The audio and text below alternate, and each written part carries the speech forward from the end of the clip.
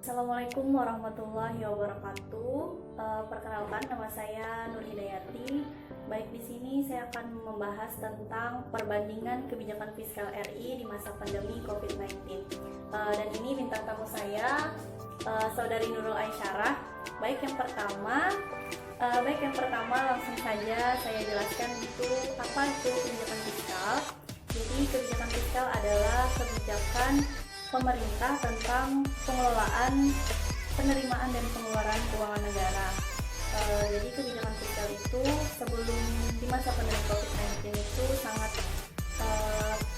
baik, atau keuangan negara itu teratur, dan pada saat pandemi pun kebijakan fiskal RI itu dapat mendorong investasi dan daya saing terhadap negara-negara guna untuk mengoptimalkan keuangan atau mengoptimalkan pendapatan negara. Baik, kepada Saudari Nurul Aisyarah, menurut Saudari bagaimana perpajakan itu sendiri pada masa pandemi COVID-19 itu sangat penting nggak sih menurut Saudari? Kalau menurut saya tentang kita membayar zakat, menurut saya itu adalah sebuah kewajiban kita sebagai warga negara Indonesia. Itu di masa pandemi sekarang ya kita harus tetap membayar pajak sesuai dengan ketentuan, karena kan negara juga butuh masukan dana-dana, apalagi di saat pandemi seperti ini. Ekonomi itu sangat menurun dari sebelum pandemi gitu. Menurut saya kalau pajak di saat pandemi itu tetap aja sih diterapkan. Jadi seperti itu ya Saudari, betul sekali. Perpajakan itu juga sangat penting pada saat pandemi ini, karena kan negara juga perlu penerimaan atau pemasukan keuangan. Ya, bagaimana ya menurut Saudari tentang keuangan negara yang di masa pandemi COVID-19 ini lebih ke investasi kesehatan atau tenaga medis? Menurut saya kalau keuangan negara itu lebih banyak ke tenaga medis sekarang, itu menurut saya wajar, karena itu juga untuk melayani masyarakat kita yang terkena virus corona atau COVID-19. Itu kan juga untuk agar alat-alat kita tuh nggak kalah bersaing juga, alat-alat kesehatannya tuh nggak kalah juga dari negara lain. Jadi kita juga punya, nggak perlu kita harus ke luar negeri lagi untuk berobat ini itu, Boros biaya yang pastinya mau keluar negeri. iya. Dan kasihan juga untuk keluarga yang tidak mampu, yang terkena COVID-19. Jadi menurut saya wajar aja sih kalau di saat pandemi itu keuangan negara lebih banyak digunakan untuk tenaga kesehatan, untuk membeli alat-alat yang belum tersedia. Lanjut kita contohnya pada saat masa pandemi COVID-19 ini kan banyak nih perusahaan atau ya semacam itulah, banyak yang memphk-kan para pegawainya atau pengurangan karyawan. Itu menurut saya itu bagaimana ya?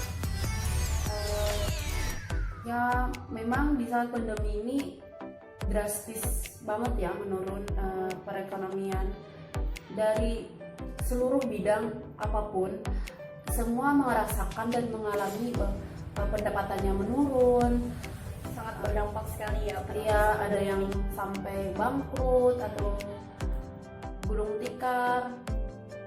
Jadi pandemi ini sangat berpengaruh buruk terhadap perekonomian negara. Jadi tentu banyaklah perusahaan yang mengambil tindakan mem-PHK karyawannya. Itu Saudari, bagaimana tentang di masa pandemi COVID ini kan banyak perusahaan yang memphk-kan para pegawainya atau pengurangan karyawan. Itu katanya Saudari? Ya, saya juga melihat berita belakangan ini setelah banyaknya kasus COVID-19, pendapatan perusahaan juga menurun, usaha-usaha orang lain juga menurun. omset segala macam karena adanya COVID-19. Jadi menurut saya kenapa PHK itu terjadi ya karena omset dan pendapatan perusahaan atau usaha orang lain itu tidak seperti biasanya, jadi tidak mencukupi dana yang seperti sebelumnya untuk membayar para karyawan. Jadi diambillah keputusan PHK karyawan.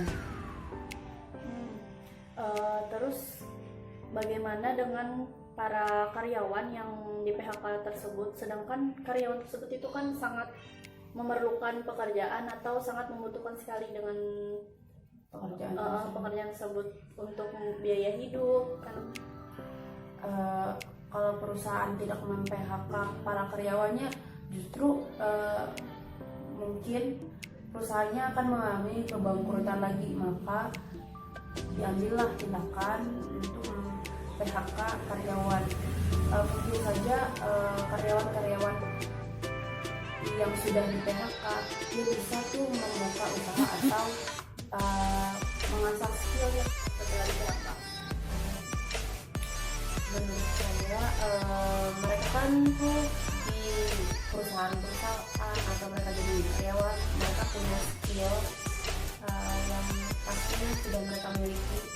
Mereka perlu mengasah skill mereka untuk menciptakan peluang kerja atau untuk minimalnya peluang kerjanya untuk mereka sendiri, untuk menghasilkan pendapatan mereka sendiri. Menurut saya seperti itu. Kemudian mencoba membuka usaha online shop yang itu kan via online, jadi kita nggak perlu harus langsung tatap muka nih sama Pembahasan tentang kebijakan fiskal RI di masa pandemi COVID-19. Jadi pada masa pandemi COVID-19 ini sangat berimbas sekali bukan hanya pada sektor perekonomian tetapi juga sektor pendidikan. Pajak itu dinaikkan maka dapat mengurangi daya beli masyarakat, dan sebaliknya jika tarif pajak itu diturunkan maka masyarakat dapat membelanjakan uangnya untuk meningkatkan income. Pembahasan video tentang kebijakan fiskal, dan terima kasih kepada bintang tamu saya, saudari Nurul Ansyara.